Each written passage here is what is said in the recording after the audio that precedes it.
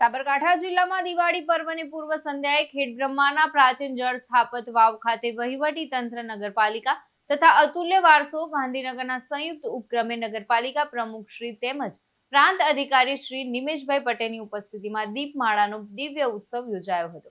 તો ઐતિહાસિક વારસાને જાળવી રાખી સ્વચ્છતા અને સંસ્કૃતિ સંવેદનાને જોડવાના હેતુ સાથે કાર્યક્રમ પૂર્વ વાવની સફાઈ અભિયાન હાથ ધરવામાં આવ્યું હતું। તેમજ સાંજે વાવને દીવડાઓથી ઝગમગાવી મહાઆરતી યોજાતા સમગ્ર વાતાવરણ દિવ્ય પ્રકાશથી ઝળહળતું બની ગયું હતું।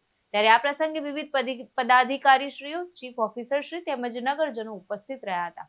નગરપાલિકા વતી દિવાળીની ખૂબ ખૂબ શુભેચ્છાઓ।